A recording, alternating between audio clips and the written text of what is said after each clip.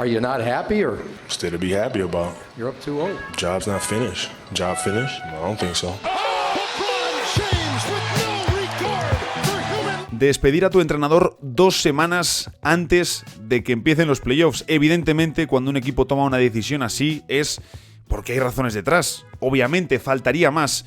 Pero es un fantástico caso, el de Memphis Grizzlies cargándose a Taylor Jenkins. Su entrenador, además, el entrenador con más victorias en la historia de la franquicia, que teníamos también situado como uno de esos entrenadores al alza en la NBA durante los últimos años, que empezó muy fuerte su andadura con los Grizzlies cuando pusieron final, cuando terminaron la era del grit and grind, con Marc Gasol como protagonista. Y parecía, Sergio, que este proyecto con Ja Morant, cuando lo veíamos hace un par de años, decíamos, es que estos van a ser uno de los mejores equipos de la liga. Pero es cierto que entre los problemas de fuera de la cancha, lesiones y demás, sobre todo el año pasado, que fue un equipo que se quedó cao por las lesiones, nos encontramos ahora unos Grizzlies que siguen siendo un equipo muy joven, que tienen una plantilla muy profunda, que tienen talento, pero que también hay muchas dudas, hay mucha incógnita y sobre todo se han cargado a su entrenador 2 semanas antes de los playoffs, que es algo, ya lo podemos decir de entrada, muy, pero que muy poco habitual, tanto que encontramos ocasiones muy contadas, por ejemplo, si nos vamos solo a este siglo. Sí, y de hecho, muy buenas noches, que no he entrado sin saludar. La verdad es que es inédito en toda la historia de la NBA que hayamos encontrado un equipo que está peleando por ser tercero de la conferencia oeste, porque siguen teniendo oportunidades y opciones de serlo, y que se haya encargado el entrenador. Es decir, es muy raro, vamos a analizarlo en profundidad en el día de hoy, pero a pesar de que, pues bueno, los Grizzlies todavía no habían terminado de despegar de la manera que nos habían dejado entrever a principios de temporada, eran uno de los equipos a tener en cuenta en esta recta final del curso, y cargarse a Taylor Jenkins sin ver cómo termina su obra en estos playoffs, a mí me sigue sorprendiendo, y me sorprende más, Nacho, que todavía, estamos grabando ahora el lunes, no haya salido el típico artículo de ventilador sacando todo a pasear. Sí, porque es algo que tú y yo hemos comentado en muchas ocasiones, ¿no? Como cuando se despide a un entrenador, sobre todo en playoffs, al par de horas, un artículo que ya estaba preparado, te sacan en ESPN, te sacan en The Athletic, ¿no? Pues todos los trapos sucios o todas las tensiones que ha habido durante la temporada en el vestuario, que, spoiler, todos los vestuarios, sea de la competición que sean, tienen algunas tensiones o algunas rencillas, se gestionan mejor o peor, pero se airean de forma un poco en ocasiones bastante fea, ¿no? Bastante como tratando de señalar al único foco de los problemas. Que también es cierto que mientras pensaba eso, digo, bueno, también lo que vimos el año pasado fue que esos artículos se hacían contra los entrenadores de Lakers y de Cleveland, que son equipos que justo han cambiado su entrenador y se les está yendo de forma extraordinaria, por lo que sea. Pero sí que es cierto que no ha sucedido, y lo que sí que hemos visto ha sido, por ejemplo, también más señalar de nuevo como potencial rencilla o potencial problema de un tema de ejecutivo y entrenador, en este caso el general manager de los Grizzlies con Taylor Jenkins. Y sí que creo, Sergio, que podemos hablar de que es un caso diferente, por ejemplo, cuando esta temporada hemos visto a Mike Brown ser despedido en Sacramento, luego de Aaron Fox, ya cuando ha sido traspasado a San Antonio, ya con los Spurs jugando. Él dijo que obviamente ya toda la parte de salir de Sacramento era algo que venía pensando muy fuertemente, pero que el despido de Mike Brown fue como, oye, yo esto no lo quería, no quiero jugar, directamente no quiero jugar para otro entrenador en Sacramento porque habíamos conseguido algo de estabilidad con este señor, y en cuanto hay duda, os lo habéis cargado. Entonces, no quiero jugar para otro entrenador. Y fue un poco más la gota que colmó el vaso, ¿no? Sí. Pero sí que creo que este caso es bien diferente. Sí, de hecho, en el caso de Mike Brown y de Aaron Fox, después del despido se les vio como haciendo actividades juntos, tipo ir a cenar o ir a eventos. Y por el caso de los Grizzlies llama mucho la atención porque la gerencia de Memphis, para quien lo conozca, es un equipo, una franquicia que se ha preocupado mucho de hacer muy bien las cosas desde los despachos. O sea, Rich Kleiman, que es el general manager que mencionabas, ha construido el equipo en base a retales de draft. O sea, cuando ha habido malos momentos, han sabido encontrar talento donde no lo había. Desmond Bane, Santi Aldama, Jalen Wells este año, o Gigi Jackson el pasado curso, incluso Scottie Pippen Jr. Dice, son jugadores que pasan por debajo del radar para todo el mundo, pero ellos sí que apuestan por ellos. Y al mismo tiempo Taylor Jenkins ha sabido sacar mucha rentabilidad de esos jugadores. Por tanto, a mí me llama mucho la atención que se haya producido esto ahora, de estas maneras, y sin que haya trascendido absolutamente nada. Y de hecho, en la rueda de prensa que dio Rich Kleiman después de toda la tormenta que hubo de sorpresas el viernes por la tarde, que es cuando se filtra y posteriormente se... Bueno, perdón, Nacho, primero se anuncia oficialmente Sí, y sí. después ya se comenta. Yo estaba yendo en el Sí, coche sí. y me saltó una notificación típico de Memphis Grizzlies, del PR que tienen, y digo yo, ya lo veré, será que alguien se lesionó. Y no, se había encargado el entrenador. Sí, ha sido todo muy sorprendente porque tampoco ha habido, digamos, una voz de alarma en este caso, ¿no? Aunque luego también, te pones a leer, te pones a investigar un poco y, claro, pues también ha habido cambios de asistentes en los últimos tiempos, que no siempre es indicativo de que vayan a echar el entrenador jefe, pero creo que en este caso sí que nos había puesto una serie de puntos en los que quizás no habíamos prestado demasiada atención porque creo que nuestro foco con los Grizzlies estaba más en otras cuestiones, ¿no? Hombre, es que, claro, yo no pienso en la parte de despedir a Taylor Jenkins si ni siquiera hemos podido ver a Jaren Jackson Jr., Desmond Bane y Ja Morant en cancha con regularidad, ¿no? Veía un dato el otro día de que la cantidad de minutos, posesiones y partidos que han disputado este año, Sergio, es ridícula, ¿no? Y al final es tu trío de referencias y ahí evidentemente el que más ha fallado este año, el que más problemas ha tenido es Ja Morant, que también ha estado con minutos muy controlados, ¿no? Y sigue, digamos que este año le hemos tenido o le vemos una especie de una jaula, ¿no? Sí. Por problemas de lesiones, por coger continuidad, por coger ritmo. Entonces, claro, yo creo que nuestro foco cuando hablábamos de los Grizzlies estaba en otras cuestiones, por supuesto, en Santi Aldama, en oye, ¿qué va a pasar con Santi? ¿Es candidato o no al sexto hombre del año? Oye, ¿qué van a hacer los Grizzlies? Que además sabemos que se intentaron hacer con Dorian Finney-Smith y luego con Jimmy Butler, es decir, yo creo que la conversación cuando nosotros hablamos con los Grizzlies estábamos mirando a otras partes o a decir, oye, ¿verdaderamente este equipo puede ser una amenaza en playoffs? Y de repente nos encontramos con que se cargan al entrenador. Es que, mira, decías algo y es muy, muy interesante. Una de las pocas piezas que ha trascendido con información de verdad es una de Sam Amick en The Athletic, y comentaban que al término de la pasada temporada, la que tienen esta tan terrible a nivel de lesiones, la franquicia decide cortar a 6 asistentes. 6 asistentes son prácticamente todo tu staff técnico. Después de que, las cosas como son, cuando tienes una temporada tan terrible a nivel de lesiones, no es culpa de nadie. O sea, no es culpa de perder 70 o 60 y pico partidos, ahí no es culpa de ningún técnico ni de ningún jugador. Son circunstancias. Se despiden de Blake Eichmann, de Brad Jones, Scottie Penn, Sonia Radman y de Vitaly Potapenko, que era también asistente mítico. Y con el despido traen a asistentes como Noah Larroch, que ya ha caído, como Patrick San Andrews, que también ha caído, y Thomas Isalo, que es ahora mismo el técnico interino que venía directamente de París Basketball. O sea, se producen como muchas cosas, un giro muy inesperado, que cuando lo juntas todo dices, vale, igual por esto ahora acaba de salir Taylor Jenkins, porque quizá, lo que decíamos, desconexión total entre despachos y banquillo, que impulsa un poco esta situación. Sí, mi sensación también, yo creo, Sergio, que en un caso como estos, cuando se echa tan claramente a un entrenador, si el equipo, es decir, si los jugadores no están a favor, normalmente salen en trompa y te lo dejan bastante claro, ¿no? Por redes sociales o con mensajes, ¿no? Cuando verdaderamente hay una voz mayoritaria en el vestuario de, oye, ¿qué ha sido esto, no? Porque habrá algunos que les haya parecido mejor, peor, estarán más o menos de acuerdo.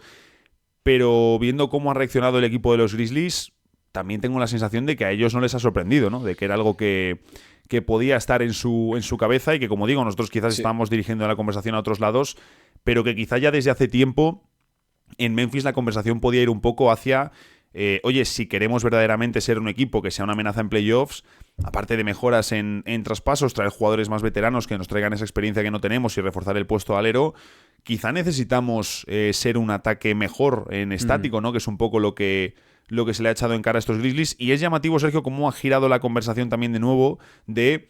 Hasta hace un par de meses hablábamos maravillas, ¿no? de este juego de los Grizzlies, de cómo es uno de los que más puntos genera en situaciones de cortes, de movimientos, y un juego fantástico y estos cambios que han hecho. Y sin embargo, por ejemplo, también una de las cuestiones que leía era que Ja Morant no estaba contento con el ataque en estático de Taylor Jenkins. De hecho, te lo iba a decir antes y es fantástico que lo hayas traído a colación, lo hayas sacado a colación, porque al parecer a Ja Morant esto de que le quitasen el balón de las manos, de que no hubiese bloqueos directos, no le hacía especial gracia. Y la realidad que hemos visto es que el equipo ha funcionado muy bien sin Ja Morant. Sí. Durante prácticamente toda la temporada, que de nuevo, hasta que se lesiona Jaren Jackson Jr. en las últimas semanas, pues es un equipo completamente diferente. Y lo que mencionabas, sin traspasos en el trade deadline, este equipo pues se queda pues bueno, mucho peor comparado, por ejemplo, con los Lakers que dan un paso hacia adelante, con los Warriors que vienen emergentes desde abajo, o sea, o incluso con los Clippers que añaden a Bogdanovic y a Ben Simmons, aunque esté la mayor parte del tiempo lesionado. Pero bueno, decías que había sido como una decisión que en el vestuario, como tampoco hemos visto grandes reacciones, y decía Rich Kleiman que la decisión había sido 100% suya. Dice, llegué a la conclusión de que esto es lo mejor para el equipo y la urgencia es un principio fundamental para nosotros. Así que decidí seguir adelante con la decisión. Yo esto no me lo creo, Nacho, yo esto no me lo creo. No. O sea, no me creo que... O sea, lo de Nico Harrison y demás sí que me lo termino de creer, de que solamente él lo llevase a cabo, pero esto no me lo creo. No te cargas el entrenador y prácticamente medio staff sin que nadie se entere. No. Y sin consultarle con nadie, quiero decir. Justo, o sobre todo sin consultarlo con Morant y con Jackson Jr., ¿no? Que son los All-Stars del equipo, ¿no? No te digo, pues a lo mejor con Aldama, por muy importante que sea, no lo han consultado. Pero, vamos, a mí... Hombre, a un tipo en quien tienes 200 millones invertidos, igual un SMS sí que le tiras. Claro, ¿no? Entonces... Y sobre todo porque volvemos a lo mismo. Si ya el verano pasado dan salida a tantos asistentes y precisamente... El asistente que está puesto ahora como interino le trajeron de venir de revolucionar el año pasado en Europa y de traer esa ofensiva nueva, pues hombre, yo creo que va todo un poco alineado, ¿no? De oye, queremos algo más, queremos un extra, queremos algo más fresco. Sí que yo por otro lado me quedo un poco... por un lado me fastidia, evidentemente nosotros no hemos visto por dentro y también es cierto que Jenkins llevaba bastantes años ya, son 6 años los que llevaba en Memphis, y también, Sergio, tenemos que hablar de que en la era actual, en la época actual, en la sociedad actual, los entrenadores es mucho más complicado que aguanten tantos años en un equipo, ¿no? Es más fácil que al final las cosas se quemen antes, ¿no? Creo que en general se ha perdido paciencia en general en las sociedades y eso provoca también que, pues, realmente no hemos visto una segunda oportunidad de Jenkins en playoffs. Es decir, desde hace 2 años, cuando se quedan cortos porque eran muy jóvenes, estaban pequeños, se lesiona Steven Adams en playoffs, los Lakers les pasan por encima, que tenía todo el sentido del mundo. No hemos tenido una segunda oportunidad de los Grizzlies con Jenkins y Morant en playoffs, que es algo que, si tú le dices en 2022 a los fans de los Grizzlies, creo que no se hubiese creído ninguno de ellos eso y se hubiesen reído en tu cara. Sí, totalmente. Es que, lo primero, no hay ninguna razón, digamos, deportiva, porque estaba mirando los números y dices, bueno, 6º mejor ataque, 12ª mejor defensa, 5º mejor rating. Sí, después del All-Star han tenido un balance, creo que es de 8 victorias por 12 derrotas, han tenido partidos que han acabado tirando por malas decisiones o por malas gestiones, pero dices, bueno, lo pones en contexto y, oye, más lesiones, problemas físicos, entradas, salidas, ok, perfecto.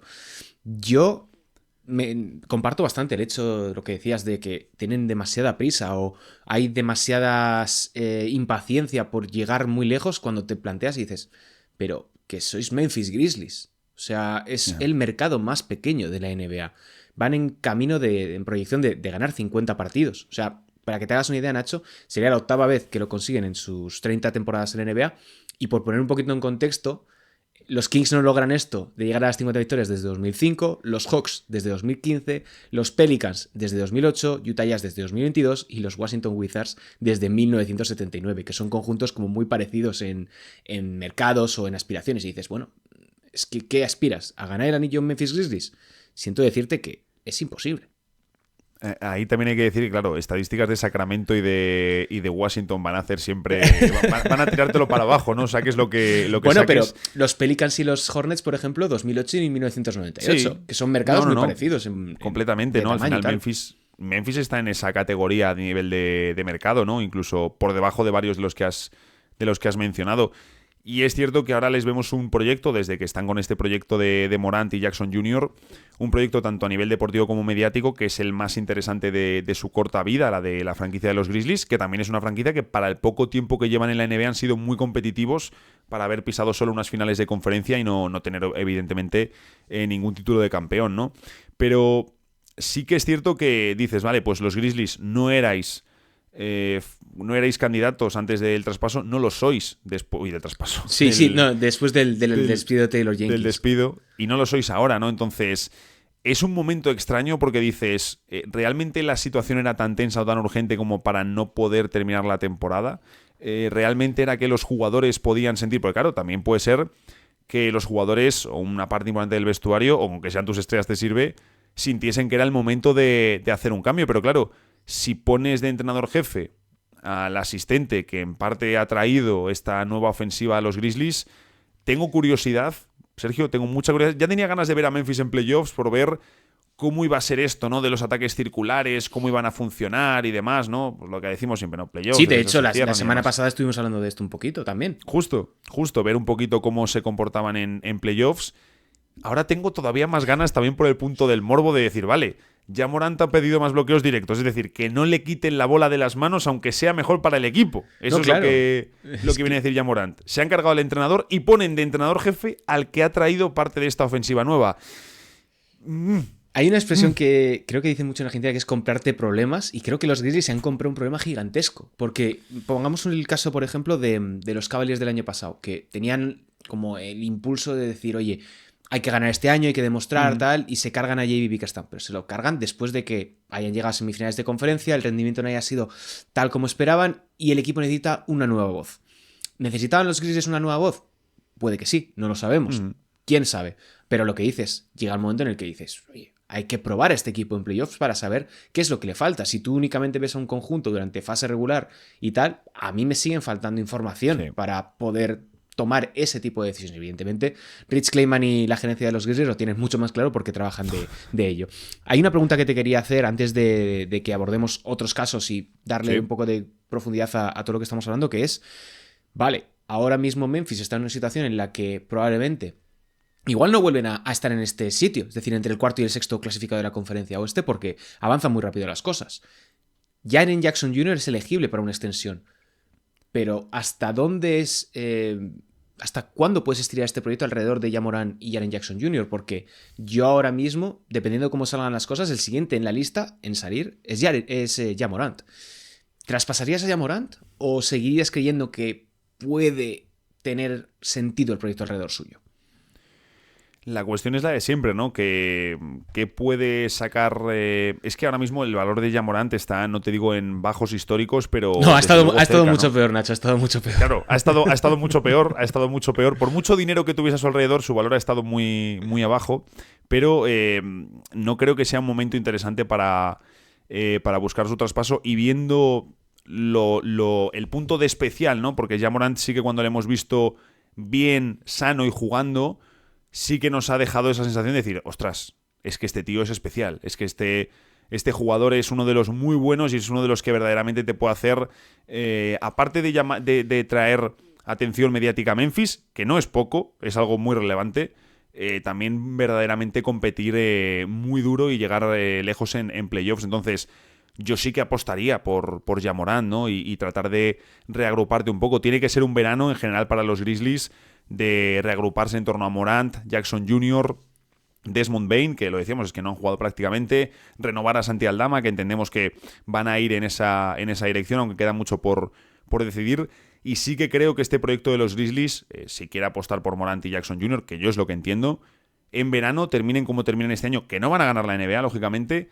Lo que sí que necesitan quizás es empezar a envejecer un poco la plantilla, ¿no? Que no sea una plantilla de jugadores tan jóvenes donde, por ejemplo, sí, lo están haciendo muy bien Jalen Wells y Zach Edey, pero al mismo tiempo no interesa tanto que tu defensa o que el compromiso o que buena parte del rendimiento de tu equipo dependa tanto de jugadores tan jóvenes y sin experiencia cuando precisamente lo que quieres es llegar lejos en playoffs. Sí, yo... pensando un poco en toda esta situación, digo, los Grizzlies desde que dejaron escapar a Dillon Brooks, que te acuerdas que tan pronto les eliminaron en playoffs, salió también un poco a airear todos los trapos sucios de Dillon Brooks, decías, bueno, pero sí, es una de las razones por las que eres una de las defensas más interesantes de toda la NBA. Y ahora lo estamos viendo un poquito en Houston Rockets, más aunque hay veces que nos deja un poco en mal lugar Dillon Brooks con sus intervenciones, pero a lo que voy es que tienes mucha razón en el sentido de, oye, necesitan veteranía, necesitan un alero. Y si no eres capaz de conseguirlo vía agencia libre, tienes que moverte a nivel de traspasos.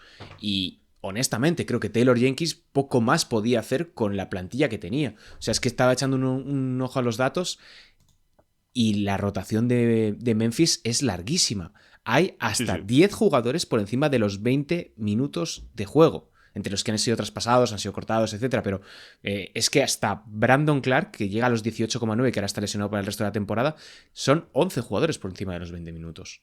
A mí me parece una barbaridad. Y, de nuevo, una rotación de 20 y pico jugadores entre two-ways y contratos de 10 días. Sí, no, yo creo que en Memphis claramente necesitaban eso y les hubiese venido muy bien lo de Finney Smith, incluso antes que lo de Jimmy Butler, porque te da esa opción para el 3-4. Hubiese, yo creo que destapado quintetos muy interesantes, por ejemplo, con Finney Smith en el 3 y luego con Aldama y Jackson Jr. juntos, ¿no? Sin renunciar a defensa, pero teniendo mucho espacio. Les hubiese venido estupendo, ¿no? Se colaron ahí los Lakers para robárselo en el último momento, pero Finney Smith para Memphis era el típico fichaje que necesitan, ¿no? Porque además recuerdo que salían John Conchar y Luke Kennard, no sé si era un jugador más, pero que precisamente lo que ellos necesitan es cambiar esas, pues tratar de transformar 2 o 3 jugadores en uno que claramente sea mejor. Claro. Y que me vaya a poder jugar 25 minutos por partido en playoffs o más. Entonces, bueno, Memphis momento ahora muy curioso y ya te digo, yo con muchas ganas de...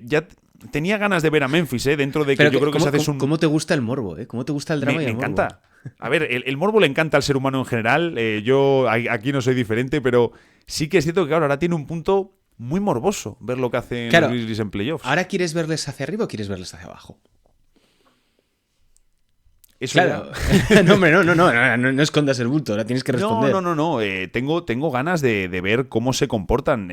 Quiero ver un poco quién gana la batalla, porque me refiero, si vemos ahora unos Grizzlies, que yo creo que es lo que va a pasar, donde vemos de repente mucho más bloqueo directo de lo que estábamos viendo en las últimas semanas, es que por mucho que esté Thomas Lísalo, el que ha ganado es Ja Morant, ¿no? Sí. Y luego Clayman te podrá decir lo que quiera, pero quizás está Ja Morant detrás de la decisión, ¿no? Entonces, bueno, ya te digo que quiero ver el comportamiento del equipo en playoffs, porque creo que lo que hagan los Grizzlies en playoffs y cómo se comporten nos va a decir mucho más que las explicaciones que hayan podido dar estos días. Sí, queda ver si le han hecho la cama o ha sido otra cosa entre general manager y entrenador, que no sería la primera vez. Y un programa que además, hoy Nacho, teníamos como varias cosas de las que hablar, y una de ellas es si ha habido algún precedente de este tipo de movimientos a lo largo de la historia. Y hemos estado hablando un poco y nos ha sorprendido incluso a nosotros que es difícil de encontrar. Sí, sin duda, ¿no? Hay 3 casos muy claros, que uno de ellos es el más conocido porque terminó en anillo, y precisamente de los 3 casos que vamos a comentar, el que termina bien es el que menos encaja en el molde, ¿no? Porque es el de Miami Heat en la temporada 2005-2006, cuando ganan el anillo, ¿no? El título que ganan con Wade y Shaq. Esas finales horrorosas contra Dallas Mavericks, en las que, claro, nosotros dábamos por hecho o pensábamos que sí que fue más pegado a los playoffs, pero de los 3 casos que vamos a comentar, quitando el de Taylor Jenkins, por supuesto, que es el que más se acerca a los playoffs, es que Van Gundy salió meses antes, es decir, salió en diciembre de 2005 y eran los playoffs de 2006, pero sí que creo, y lo comentábamos antes de entrar, que en la conciencia popular, como nos ha pasado a ti y a mí, se da por hecho que esto sucede mucho más tarde y que Riley entra como entrenador jefe mucho más tarde, con la temporada ya más avanzada. Totalmente, o sea, y la realidad es que lo echan prácticamente a los 4 o 5 días, o sea, a las pocas semanas de empezar la temporada regular. Me llama mucho la atención. 11-10 de récord llevaban, sí. Antes de llegar a Navidad ya se lo habían cargado. Y es que la mayor parte de los despidos de NBA ocurren o en las 3 primeras semanas o en ese lapso entre Navidad y antes del trade deadline, es cuando se produce la mayor parte de cortes. Yo insisto, lo de Stan Van Gundy, yo tenía, o sea, efecto completamente Mandela, pensaba que lo habían despedido a 4 o 5 semanas de llegar los playoffs. Pero, y además te lo he dicho antes de empezar, que no lo sabíamos, que no es que lo despidan, sino que le relegan del cargo y ya cuando termina la temporada le traspasan a Orlando Magic por 2 segundas rondas. Una de ellas era los derechos de Stanko Barak. La NBA es maravillosa, siempre nos deja... Y Pat Riley, cosas... Pat Riley siempre gana. Y Pat Riley, que luego, claro, realmente solo llevaba un par de años sin estar de entrenador de Miami Heat, ¿no? Porque él cuando llega a los Heat sí que se pone al frente del equipo, y llevaba un par de años en los que él precisamente era quien había convencido a Van Gundy de venir a tomar el puesto, ¿no? Y dura nada, pues un par de añitos. Y es cierto que Riley coge el equipo, mejoran notablemente en temporada regular, y luego ganan un anillo que es feo. Yo solo le recomiendo a la gente que mire el equipo de Miami, digamos, que mire la rotación de las finales, que mire los jugadores ordenados en número de minutos por partido, y que mire, por ejemplo, el porcentaje de acierto en tiro de los jugadores en esa serie. Es una serie que... Divertidísima. Sí, en plan, yo no recomiendo verla a nadie, es decir, ni el seguidor de Miami la va a disfrutar. Si alguna vez te dicen lo típico de, oye, ¿qué finales pondrías? para saber para mandar un mensaje de que estás secuestrado, pero sin decir nada. Pues yo te pondría las finales de 2006, en plan Yo de, pondría toma. las de 2005, que son mucho peores, aunque se vayan a Claro. 7 partidos. Esas a lo mejor no las tengo tan frescas, pero seguro que si las veo también es traumático. Y bueno, creo que también aquí tenemos un caso interesante que podemos hilar, Sí. y es que el entrenador, evidentemente, con el que después tiene éxito Miami Heat es Erik Spoelstra, que se ha hablado mucho, Sergio, de un debate que se habla mucho sobre LeBron James, es sobre LeBron James y sus entrenadores, ¿no? Si no ha tenido grandes entrenadores, si es que ha sido culpa de LeBron James porque es una influencia demasiado grande, si ha sido un déficit en su carrera y es algo que es más una penalización que ha tenido él, que yo estoy en esta opinión. Y sí que creo que Erik Spoelstra, que cuando LeBron y Spoelstra coinciden, no es el Spoelstra que vemos después, de hecho le sirve para foguearse mucho. LeBron le pide a Pat Riley después de la primera temporada que se marque un Riley, ¿no? Que se cargue a Spoelstra y que se ponga él mismo. Y aquí, aunque se tiende a culpar a LeBron, digamos, por señalar a Spoelstra, creo que precisamente LeBron hace eso invitado por lo que ya había hecho Riley antes, ¿no? Es decir, si Riley en 2005 no se carga a Van Gundy para ponerse él y Miami gana el anillo, en 2011 LeBron no le pide que se cargue a Spoelstra para bajar él y entrenar al equipo. Sí, es que con las estrellas y con los grandes poderes de los equipos siempre ocurre esto, de un pedir que haya un cambio de entrenador porque el entrenador me tiene manía o porque está en contra de que yo sea una estrella. Pasó con Magic Johnson, pasó en su momento incluso con Kobe Bryant en la etapa posterior a Shaquille O'Neal, ha pasado en múltiples ocasiones con tantas estrellas que es habitual, y por eso creo que es importante remarcar que puede también haber ocurrido en el caso de Ja Morant. No sabemos muy bien porque no tenemos ningún tipo de información y no ha habido ningún artículo que apunte en esa línea, pero al menos queda claro que por ahora no estaba del todo de acuerdo con una decisión, recordemos, que viene desde arriba, porque lo que hablábamos de Thomas Isalo y el cambio que hubo con Noah LaRoche también es una decisión de la gerencia, porque quien los ficha no es Taylor Jenkins, es Rich Kleiman quien pone a esos asistentes en los Memphis Grizzlies. Y otro de los casos que también es parecido, pero también viene marcado por una temporada muy difícil, que es la de la 19-20, que es el despido de Kenny Atkinson en Brooklyn Nets, que se lo cargan, pero claro, el 7 de marzo de 2020, casi un día o dos antes de que se produjese el cierre por la pandemia, que es bastante interesante porque, si te acuerdas, esa es la temporada en la que llega Kevin Durant, en la que llega Kyrie Irving, pero ninguno de los dos está prácticamente. Kyrie juega un puñado de partidos al principio de temporada y luego queda ya lesionado, pero pierde completamente el vestuario y la confianza del proyecto, y se cargan a Kenny Atkinson para traer a un Jack Vaughn que se hace cargo del equipo en la burbuja, pero es que esos Nets eran terribles y se clasifican a playoffs porque no existía el play-in. Pero creo que también es un caso muy a tener en cuenta de no sabemos, todo parece ir bien y de repente Kenny Atkinson desaparece. Sí, yo creo que este es de los tres casos que vamos a comentar, creo que sí que es el más claro, digamos, de donde las estrellas sí que jugaron un verdadero papel, ¿no? Sí que creo que era algo un poco por las dos partes, ¿no? Porque también lo que se sabe es que como que Atkinson no estaba especialmente motivado o especialmente contento, ¿no? con volver a entrenar a Durant y a Kyrie la siguiente temporada. Durant y Kyrie no congeniaron bien con él, y al final yo creo que es una cuestión que hemos hablado en otras ocasiones, y es que Kenny Atkinson no era el entrenador de ese proyecto. Es decir, él no había, digamos, entre comillas, firmado para un proyecto de Durant y Kyrie, él buscaba otra cosa. Y probablemente lo mismo ahora, Kenny Atkinson sí que sabría lidiar mejor con dos estrellas y dos egos como los de Durant y Kyrie, también dos personalidades en ese momento. Kyrie no estaba, digamos, en su momento más fino, ¿no? Los años de Brooklyn. Quizás ahora Kenny Atkinson sí lo sabría hacer mejor, pero sí que me parece un caso muy claro de oye, mira, aquí esto es un matrimonio que no tiene sentido, y por el bien tanto del entrenador como de las estrellas como de la franquicia, lo mejor es separar caminos. Sí, yo he estado buscando antes he estado buscando otros ejemplos para como encontrar paralelismos con lo que ocurrió. He destacado el de Nate McMillan en 2023, que se produce después justo del All-Star, y el de Lloyd Pierce en 2021 con los Atlanta Hawks, pero que también se produce como entre febrero o marzo, pero claro, la temporada esta, que si te acuerdas, empieza mucho más tarde, así que sería como mitad de temporada. O sea, por tiempo, por calendario natural sí, pero por calendario deportivo no. Luego otro del que se habla menos, que es el de Mike D'Antoni, también en temporada de lockout, que es 2012, en marzo de 2012. Claro, esto es importante porque, si te acuerdas, después de que despidan a Mike D'Antoni de los Knicks, llega Mike Goodson y el equipo despega por completo, que sí que puede ser un poco en esta línea, es decir, tenemos ciertas aspiraciones, tenemos un entrenador que en principio tiene todo para hacerlo bien, que el equipo estaba en zona de playoffs, pero, claro, no termina de alcanzar el potencial que todos creemos. Y de nuevo, pues bueno, un poco de problemas en la gerencia que nunca está de más hablando de los Knicks. Llega Mike Goodson y el equipo, pues si te acuerdas, esos Knicks de la 11-12, lo hacen realmente bien y al año siguiente creo que llegan, no sé si es semis o finales de conferencia. Pero ahora mismo semifinales, ¿no? Contra Miami Heat. Creo que ganan en primera ronda Boston Celtics y luego en segunda se los carga Indiana, que ahí es cuando se la pegan y era la gran oportunidad de esos Knicks. Sí. Y el otro caso que traía es el de John Benley, que el entrenador absolutamente olvidado de los Cavaliers de la temporada 19-20, que era el tipo este que venía desde la Universidad de Michigan, que eso fue absolutamente terrible, traerte a un dinosaurio para entrenar a un grupo de chavales. Y claro, creo que esa es la temporada incluso... No, esa fue la anterior, que fue con Tyronn Lue. Que el hombre renuncia en febrero de 2020, o sea, el 19 de febrero de 2020, y ya la temporada, pues de nuevo, como es la de la pandemia, como que todos los calendarios se quedan un poquito ahí trastocados, pero parece como algo cercano en el tiempo, pero es que estamos hablando de que lo han despedido un 28 de marzo, es muy raro.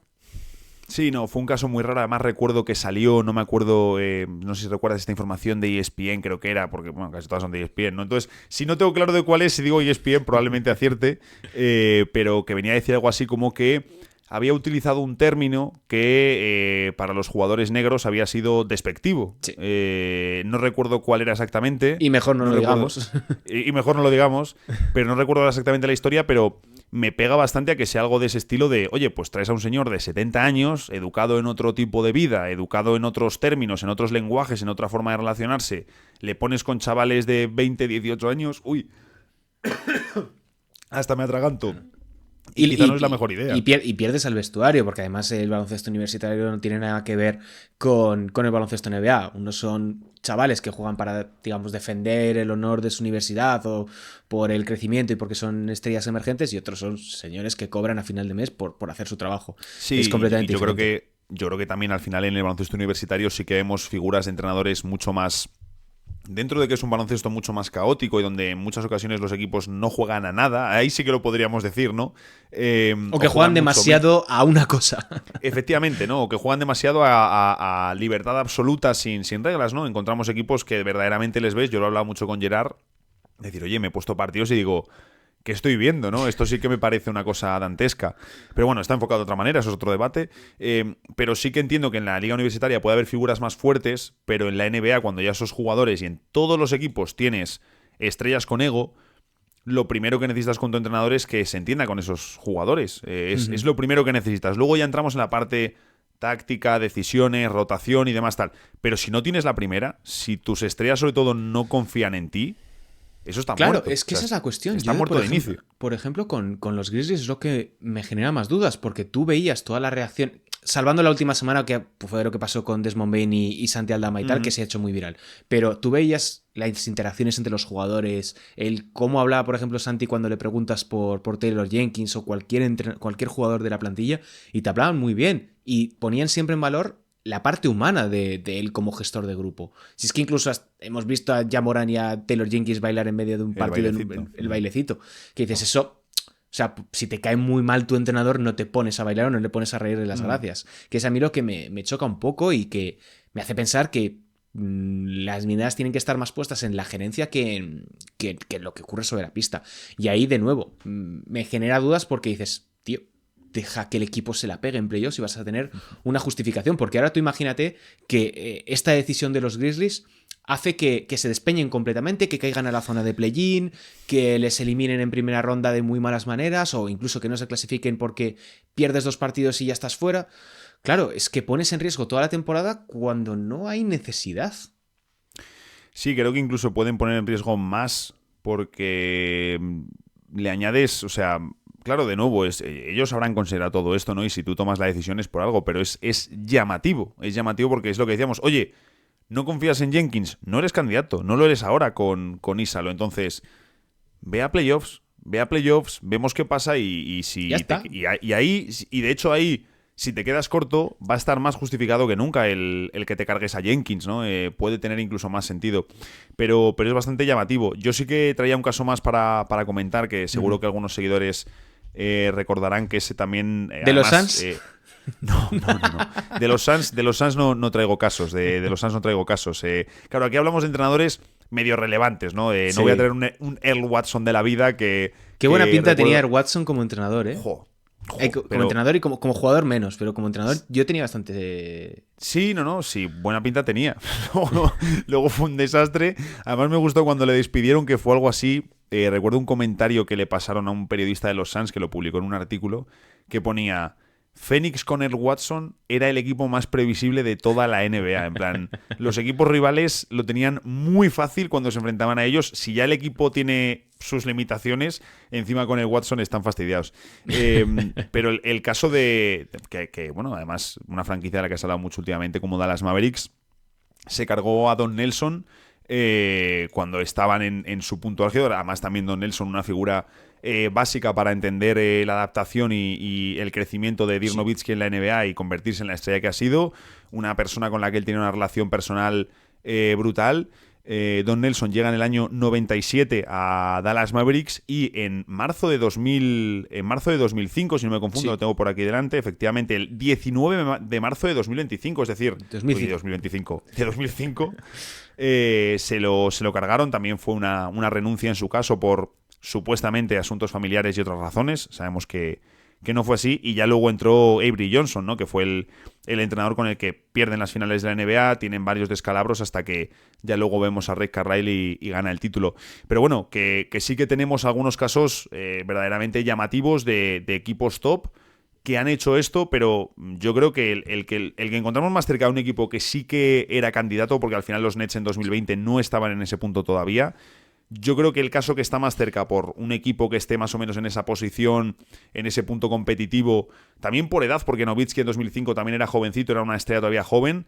Creo que el caso más similar o que más me recuerda a este es precisamente el de Don Nelson y Dallas. Pues está muy bien traído, la verdad, y tiene bastantes paralelismos en términos históricos. Y lo que comentas, o sea, Don Nelson pues es una figura pivotal para poder entender la evolución propia del baloncesto de la NBA y también de la propia progresión de Dirk Nowitzki, al igual que Taylor Jenkins, porque tú imagínate que estos Grizzlies acaban marcando la historia del baloncesto por este cambio de renunciar a jugar bloqueo directo, empezar a jugar mucho más cortes y tal, y dices dentro de 20 años, ostras, pues igual Taylor Jenkins sí que tenía razón, un poco como lo que le ha acabado pasando a Don Nelson.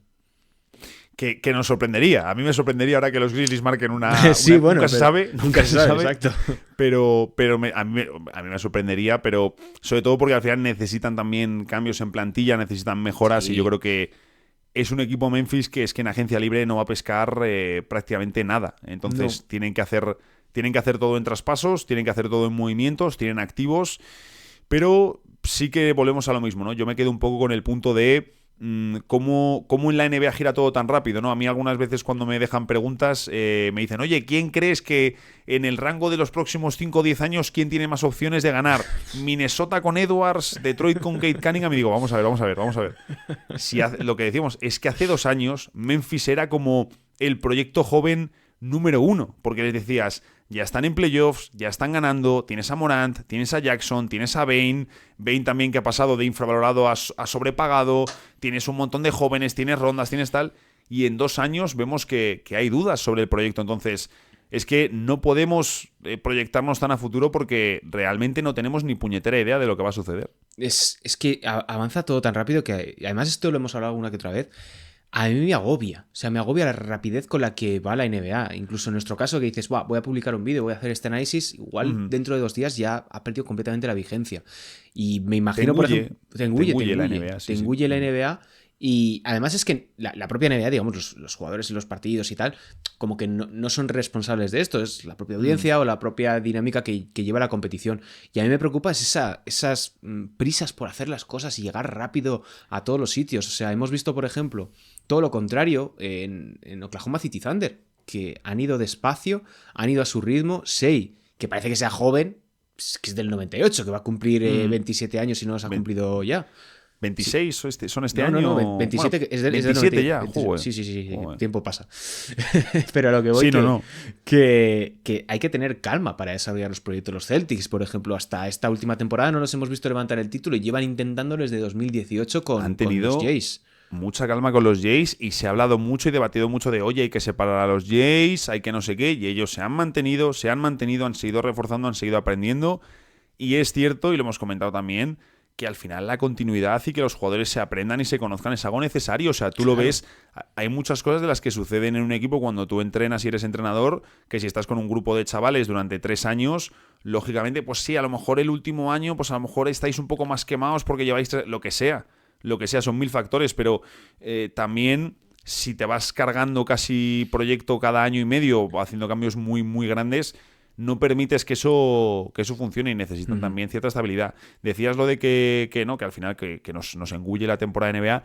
A mí, lo rápido que va, a mí me engulle que, claro, según vamos grabando NBA Houses, que van pasando las semanas, a mí este foco cada vez me ilumina más las partes canosas de mi pelo.